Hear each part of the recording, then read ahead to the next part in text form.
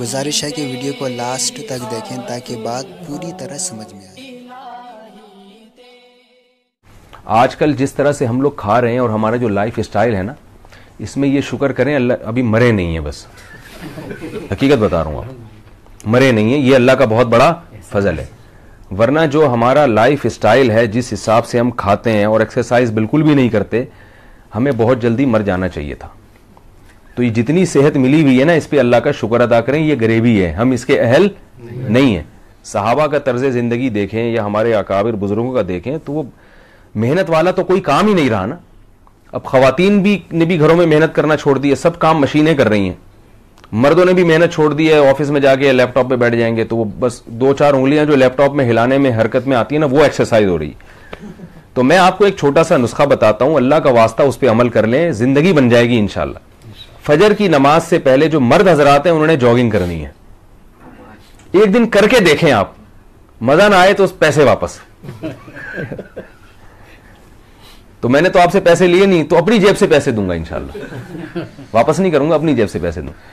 یہ جو صبح کی واکنگ اور جاگنگ ہے، اس قدر مفید ہے صحت کے لیے کہ اگر آپ کو پتہ چل جائے نا اس کا کتنا فائدہ ہے، تو اگر آپ کو جاگنگ کا موقع نہ ملے اور آپ کو کوئی کہے کہ 50,000 روپے مہینے لوں گا پھر جاگنگ کرنے دوں گا، تو آپ اس کے لیے بھی تیار ہو جاؤ۔ اتنی زیادہ مفید ہے صبح کی واکنگ اور جاگنگ۔ فجر سے پہلے ہوا میں آکسیجن کا تناسب بہت زیادہ ہوتا ہے۔ یہ جو تہجد کی نماز شریعت نے بتایا نا، ایسے ہی نہیں، اس میں بڑے فائدے ہیں۔ اللہ کی عبادت بھی ہے، ساتھ ساتھ آپ کا دماغ ایسا کام کرتا ہے کہ جو ماہر حکیم ہیں، ماہر ڈاکٹر ہیں، وہ کہتے ہیں کہ آپ کو اتنی توانائی ملتی ہے نا کہ وہ توانائی، وہ انرجی آپ کو دن کے کسی اور حصے میں نہیں ملتی۔ تو ایک دفعہ ہمارے کہنے پر آپ فجر سے پہلے کیا کر لیں، ہمت کر لیں، جاگنگ کر لیں۔ اور اگر اتنی ہمت نہیں ہے تو فجر کے بعد کر لیں۔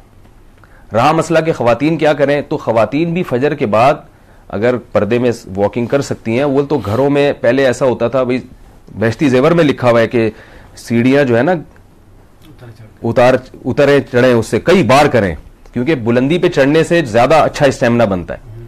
تو گھر میں اگر سیڑھیاں ہیں تو خاتون یہ کر سکتی ہیں کہ 20 چکر لگانے سیڑھیوں کے۔ سسرال والے تو بولیں گے پہلے ہم کہتے تھے پاگل ہیں، سسرال والے کہیں گے ہم پہلے ہی کہتے تھے کیا ہے، پاگل ہے، تو کہنے دیں۔ اور اگر ایسی کوئی جگہ نہیں ہے تو پردے میں وہ جو ہے وہ باغ میں بھی جا سکتی ہیں۔ خواتین جاگنگ نہ کریں، خواتین کے لیے ہارڈ ایکسرسائز نہیں ہے، مرد کو کرنی پڑتی ہے، لیکن واکنگ کریں، مگر واکنگ ایسی نہ ہو کہ کوئی بونینزا کے اشتہار میں آ رہے ہیں آپ۔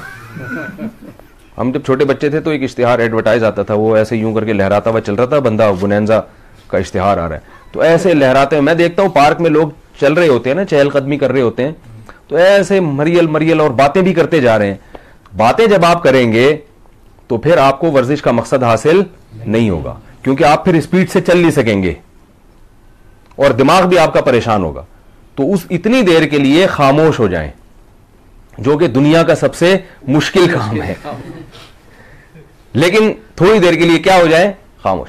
تو واکنگ کرنی ہے فل اسپیڈ کے ساتھ، جیسے کوئی فوجی پریڈ کر رہا ہوتا ہے، اور اپنی وہ روزانہ جو ہے نا مقدار بڑھانی ہے، 10 منٹ، پھر 15 منٹ، پھر 45 منٹ، پھر 1.5 گھنٹہ، 1 سے 1.5 گھنٹے تک آپ نے آنا ہے، اور اس طرح سے واکنگ ہوگی تو انشاءاللہ اسباب کی دنیا میں 15-20 سال آپ کی عمر انشاءاللہ، ویسے تو عمریں لکھی ہوئی ہیں لیکن یہی لکھا ہوا ہوتا ہے نا اس میں۔ ایک صاحب کہنے لگے یار ورزش کرنے کا کیا فائدہ، مرنا تو اپنے ٹائم پر ہے۔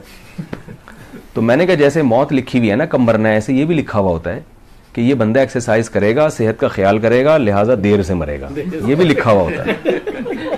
اور یہ بندہ کسی چیز کا خیال نہیں کرے گا، لہذا یہ اس کو جلدی اٹھا لیا جائے گا۔ تو یہ سب چیزیں لکھی ہوئی ہیں، تو ہمیں نہیں پتا کیا لکھا ہوا ہے، لہذا ہم نے کرنا وہی ہے جو جس کا شریعت نے حکم دیا اور جو ہماری عقل کہتی ہے۔ تو صبح جاگنگ ضرور کیا کریں فجر سے پہلے۔